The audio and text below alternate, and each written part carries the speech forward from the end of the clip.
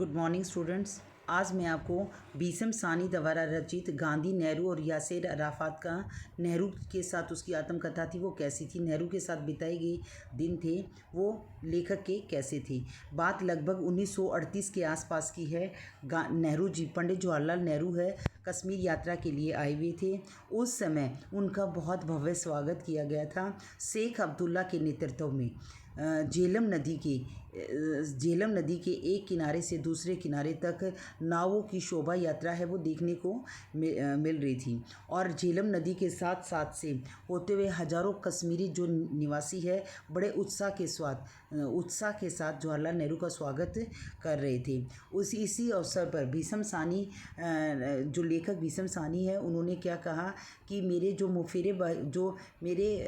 फुफेरे भाई का होटल था, मेरे फुफेरे भाई के होटल में नेहरू जी को ठहराया गया था, और फुफेरे भाई के आग्रह पर मैं भी नेहरू जी के का स्वागत करने के लिए उन्होंने मुझे अपने साथ रख लिया।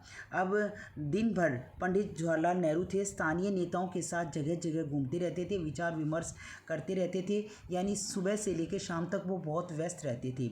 लेकिन शाम के समय जब वो खाने की टेबल पर बैठते थे, उस समय हमें भी ये सुनहरा मौका मिला कि उनकी बातें हम आराम से बैठकर सुन सकते थे। ये उस रोज़ की बात है जब जवाहरलाल नेहरू है प्रतिष्ठित लोगों के साथ है खाने की टेबल पर बैठे हुए थे। जो प्रतिष्ठित लोग थे इसमें से शेख अब्दुल्ला, खान अब्दुल गफ्फार खान, श्रीमती रामेश्वरी नेहरू व उनके पति बैठे हुए थे। बातों में जवाहरलाल नेहरू में और रामेश्वरी नेहरू में धर्म को लेकर बहस हो गई। जवाहरलाल नेहरू एक बार तो बहुत चिल्लाकर बोले तो रामेश्वरी है थोड़ी देर के लिए शांत हो गई। जवाहरलाल नेहरू है थोड़ी देर में शांत होकर उन्होंने एक कहानी सुनाई। वो फ्रांस के विख्यात लेखक अनातोली द्वारा रचित कहानी थी, जो धर्म की बहुत ही मार्मिक कहानी थी। उस कहानी में पेरिस में एक नट था, एक गरीब बाजीगर था, जो पेरिस में अपना नट या अपना कर्तव्य दिखाकर, नट होते जो नाच गाकर अपना कर्तव्य दिखाकर लोगों का दिल बहलाते हैं।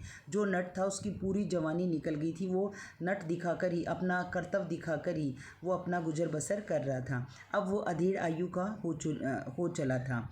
क्रिसमस का पर्व था, पेरिस में क्रिसमस का पर्व था, और गिरजे में पेरिस निवासी हैं बड़े सज धज के, बहुत हाथों में सुंदर फूल और गुलदस्ते लेकर माता मरियम का स्वागत करने के लिए वो गिरजे में पहुंच रहे थे, माता मरियम को श्रद्धांजलि अर्पित कर रहे थे।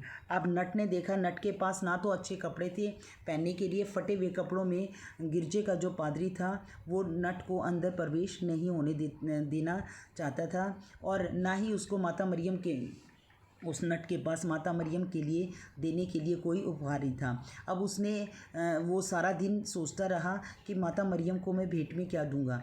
जब शाम के समय रात हो गई, सभी लोग अपने अपने घरों में चले गए, तो नट था वो चुपके से गिरजे में गया, और उसने सोचा कि वो अपने तरह तरह के करतब दिखाकर ही माता मरियम को वो खुश करेगा। अब रात को जब अंधेरा हो गया तो वो गिरजे में जाकर माता मरियम को तरह तरह के नट अपने करतब दिखाकर माता मरियम को खुश कर रहा था। उस समय वो अपना चेता करतब दिखा रहा था, जिसमें उसका सिर नीचे था और पैर उसके ऊपर थे। ये करतब दिखाते दिखाते वो हाफने लगा। उसकी हाफने की आवाज़ सुनकर जो गिरजे का पादरी था उसके कानों में वो आवाज़ गई, और वो दौड़कर गिरजे में आया। उसे लगा कि कोई जंगली जानवर है वो गिरजे में घुस आया है, और वो उसको भगाने के लिए गया तो नट को अपने सामने देखकर उसे बहुत गुस्सा आया, और वो नट को जैसे ही नट को मारने के लिए दौड़ा, उसी समय ऐसे लगा कि माता मरियम की जो तस्वीर थी, जो फोटो थी, वो अपनी जगह से हिली और धीरे धीरे करके वो नट के पास आई, और नट के माथे के पसीने को वो अपने आंचल से पोंछने लगी। यह देखकर पादरी को बहुत अफसोस हुआ, और वो क्षमा याचना मांगते हुए वहाँ से चला गया। तो भीषम सानी ने क्या कहा, तो जवाहरलाल नेहरू ने बताया कि ये थी जो धर्म में सच्ची जो श्रद्धा रखते हैं, तो उसने कहा कि धर्म में जो सच्ची श्रद्धा रखते हैं भगवान उनका साथ जरूर देते हैं। इसी प्रकार अगले